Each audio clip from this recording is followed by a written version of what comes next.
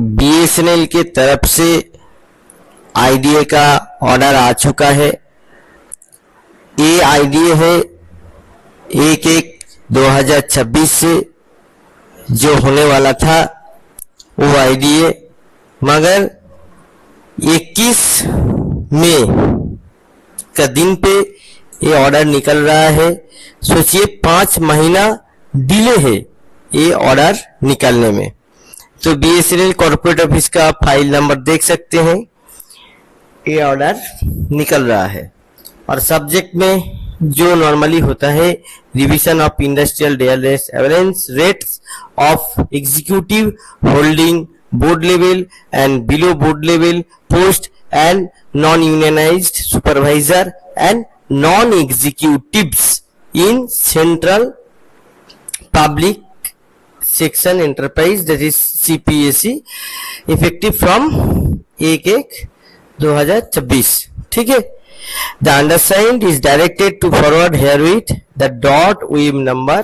देखिए ये जो डॉट OIM नंबर, आज ही जो डॉट का जो लेटर जो निकला है वो मैं आप लोगों को दिखाऊंगा।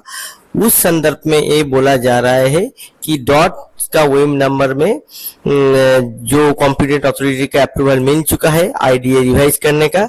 तो आईडीए रिवाइज होके 236.7 ऑफ बेसिक पे इस रेट में आपको आईडीए मिलेगा in terms of finance ministry department order. तो देखिए यहाँ पे जो डीपी का फाइनेंस मिनिस्ट्री का डीपी का जो ऑर्डर है, ये ऑर्डर भी है 2007 का कॉपी।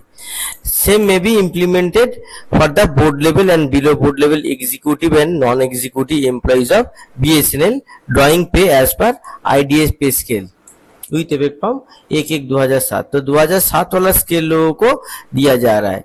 तो यहाँ पे देखिए सिग्नेचर है और ये सभी टेरिटोरियल सर्कल को फॉरवर्ड किया गया है। अब देखिए जिस ऑर्डर के वजह से हुआ है, जे ऑर्डर मैंने पहले ही दे दिया है यूट्यूब में, एसयू सेक्शन का जो ऑर्डर है, देखिए ए है इसका फाइल नंबर। ठीक है। ए फाइल नंबर में आपको ए भी 21 तारीख को मिला है, 21 मई को। ठीक है, 21 मई को मिल रहा है जनवरी का डीए का ऑर्डर। सोचिए कितना अच्छा हो रहा है। तो यहाँ पे बोला गया है यही बात को, जो 27/2 वाला जो कॉपी में जो डीपी ने जो ऑर्डर दिया था उसमें एक कॉन्टेंशियस इशू था कि फाइनेंशियल वायबिलिटी। तो कॉम्पिटेंट अथॉरिटी क्या कर रहा है कि कॉम्पिटेंट अथॉरिटी बोल रहा है कि नहीं, ये जो आईडीए है ये आप दे सकते हैं, बीएसएनएल दे सकते हैं। हाँ, मगर इसमें अगर ज्यादा कोई पैसा खर्चा होगा तो इसका फाइनेंशियल बर्डन सरकार गवर्नमेंट ऑफ इंडिया नहीं उठाएगा, बीएसएनएल को अपना जेब से देना है। तो पहले भी बीएसएनएल जब आईडीए दे रहा था तो अपना जेब से ही दे रहा था। हालांकि आईटी सबसे लोगों का भी जो डीए होता है वो भी बीएसएनएल अपना ही जेब से देता है, अपना ही जो पैसा इनकम करता है, भले जितना भी करता होगा मगर अपना जेब से देता है। तो ये एक 2-4 बात लिख के ये देने का जैसे ही बात आया वैसे ही डिपार्टमेंट ने दे दिया। अब बोन ऑफ कॉन्टेंशियस क्या था, प्रॉब्लम क्या था, जे ए OIM नंबर में था।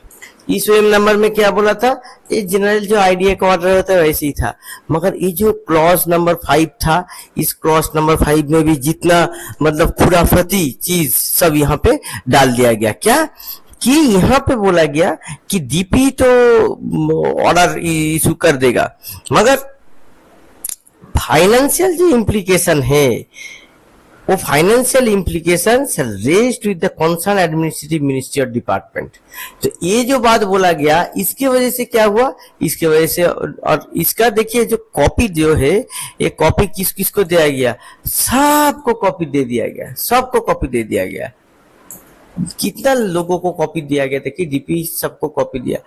तो प्राइम मिनिस्टर को ऑफिस को भी यहाँ पे कॉपी दिया गया। ठीक है, सबको ये चिट्ठी दे दिया गया। चलिए खैर चिट्ठी दिया गया, मगर इसके बाद क्या हुआ, इसके बाद डिपार्टमेंट चिट्ठी लिखा, डिपार्टमेंट चिट्ठी बोला कि 5.3 1.36 करोड़ खर्चा। एक चीज यहाँ पे भूल रहे हैं, ये जो ऑर्डर निकला है, ये ऑर्डर निकला है जनवरी से जो डीए का रिवाइज होने के लिए, और ये है मई महीना, 5 महीना बीत चुका है। तो आपको 5 महीने का एरियर समेत इस पैसा को मिलेगा। दूसरा बात है, अप्रैल महीने से जो ड्यू हो चुका है वो अप्रैल का महीने सैलरी में नहीं मिला, मई का सैलरी में भी नहीं मिला, मगर उसका ऑर्डर कहाँ पे गया? उसका तो ऑर्डर नहीं निकला। तो डिपार्टमेंट अगर इसको कॉम्प्लाई करके दे रहे हैं, और अगर ये जो मतलब जहरीला जो पॉइंट था 5 नंबर पॉइंट, इस 5 नंबर पॉइंट को तो नेक्स्ट डीपी ऑर्डर में से हटा भी दिया गया था। तो उस मुताबिक डॉट को तो आके और फिर ए वाला देने का जरूरत नहीं पड़ेगा कि आप डीए दीजिए बीएसएनएल के लिए, बीएसएनएल अपना जेब से खर्चा करेगा। तो ये बात तो, और डॉट को लिखने का जरूरत नहीं है। तो यहाँ पे डिपार्टमेंट ने, बीएसएनएल ने फाइल मूव करके जनवरी का डीए क्लियर किया, मगर अप्रैल का डीए का क्या हुआ, इसका उत्तर कौन देगा? इसके लिए क्या फिर बीएसएनएल एम्प्लॉइज को, बीएसएनएल पेंशनर्स को, जो बुजुर्ग लोग हैं, 75 इयर्स उम्र हो गया है, इतना गर्मी में आके प्रोटेस्ट करना पड़ेगा। प्रोटेस्ट करते वक्त सांस स्ट्रोक में 1-2 जन का तबीयत खराब हो जाएगा। क्या डिपार्टमेंट ये चाहता है? पता नहीं कि किस परिस्थिति में, किस सोच के साथ इसको किया गया, मगर मई महीना में आके जनवरी का डीए मिल रहा है। और सबसे बड़ा बात, अप्रैल का जो डीए का जो रिवीजन होने वाला था, तो अप्रैल का ऑर्डर कब आएगा? अप्रैल 26 का ऑर्डर कब आएगा? इसका भी बात यहाँ पे कुछ नहीं है। तो डिपार्टमेंट के इसके साइड और एक फाइल मूव करके डिपार्टमेंट को एस्टेब्लिशमेंट सेक्शन से और एक देना चाहिए था कि ये हम मई का किए हैं, जनवरी का किए हैं, अप्रैल का भी कर देंगे, मगर उसका कोई ऑर्डर नहीं आया।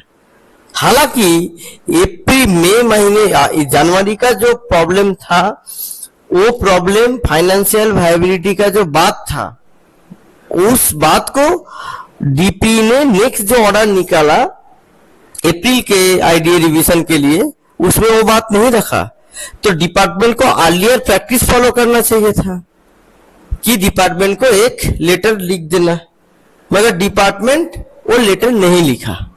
ना लिख के डिपार्टमेंट क्या किया, जनवरी को रिवाइज किया कि मई का जो रिवीजन है उसको और थोड़ा 1 महीना डिले कर दे। मगर 1 महीना डिले करने के बाद भी तो पैसा देना पड़ेगा। इससे क्या होता है, एम्प्लॉइज का मनोबल टूटता है, और टूट रहा है। ये तो सीधा सा गवर्नमेंट पॉलिसी है। एम्प्लॉइज को ऐसे परेशान किया जाता है, तो एम्प्लॉइज क्या करेगा? इस चीज को लेके डिपार्टमेंट को भी सोचना चाहिए। खैर, आप लोग एक जश्न मनाइए कि कम से कम फिलहाल तो मिल गया। तो 236.7%, यानी कि जो वृद्धि हुआ 3.5 या 3.6% का जो वृद्धि है, ठीक है, एग्जैक्टली ये नहीं है, तो 3.5-3.6% का आपको वृद्धि हो गया आईडीए का, मगर इसका जो एरियर है मिलेगा। तो जैसे 21 तारीख को ये ऑर्डर निकला है, तो मई महीने का सैलरी के साथ आपको पूरा एरियर समेत ये चीज मिल जाना चाहिए। ठीक है सर, सभी बीएसएनएल एम्प्लॉइज को और बीएसएनएल पेंशनर्स को भी ये चीज का फायदा, डीए वृद्धि का जो फायदा है जनवरी से जो कैलकुलेट करके विथ एरियर उन लोगों को मिल जाएगा। दूसरा बात है अप्रैल का जो है, देखते हैं कि अप्रैल का डिपार्टमेंट कब ऑर्डर निकलता है, उस हिसाब से हम लोग इसको अपडेट कर देंगे अपना चैनल पे। और आप लोग कमेंट सेक्शन में जरूर कमेंट करके इस बारे में बताइए। और दुख का बातें हैं कि ये तो हो गया, मगर जो लिस्टेड कैजुअल लोग हैं, लिस्टेड कैजुअल लोगों का भी जो 6 CPC से वो लोग वेतन लेता है। मगर 7 CPC वाले जो ITS अफसर हैं बड़े बड़े, वो लोगों के लिए जो DA है वो वृद्धि हो गया 58% से बढ़ा के 60% हो गया। मगर जो कैजुअल का जो मैं बात बोल रहा था, जो छोटा मोटा 15-20 हजार रुपया मिलता है, 6 CPC का वेतन लेते हैं, जो लोग मेहनत करते हैं, पसीना बहाते हैं सॉरी, वो लोगों के जो DA देने का जो ऑर्डर है वो 1.5 साल से पेंडिंग है। डिपार्टमेंट ये भी रोक के रखा है। अभी तो जनवरी महीने से तो DA का तो ऑर्डर निकल गया, तो अभी कौन चीज आपको रोक रहा है? और मई जो मार्च तक आप लोग क्या कहते, PRC का कैलकुलेशन प्रॉफिट में लाना, तो PRC का जो झांसा है वो देना बंद कर दीजिए। आप लोग नहीं देंगे PRC, तो अगर PRC नहीं देंगे तो कैजुअल लोगों को कम से कम दे दीजिए 500,000 रुपया, वो लोगों का भी वेतन वृद्धि होगा तो वो लोगों को भी अच्छा लगेगा। ऐसे एम्प्लॉइज को पैसा ना दे के, एम्प्लॉइज का जरूरत को किनारे करके कोई भी कंपनी ज्यादा लॉन्ग रन पे चल नहीं सकता है। आप कुछ कदम लाइए, कुछ आप स्ट्रक्चरल रिफॉर्म्स अगर करना चाहते हैं तो कीजिए, मगर जो भी करना है आप कीजिए। ऐसे इनएक्शन से कंपनी का भी अच्छा नहीं हो रहा है, लोग भी परेशान हो रहे हैं। तो आप लोग कमेंट सेक्शन में जरूर कमेंट करके बताइए कि आप लोग इस बारे में क्या सोचते हैं, क्या समझते हैं। नमस्कार।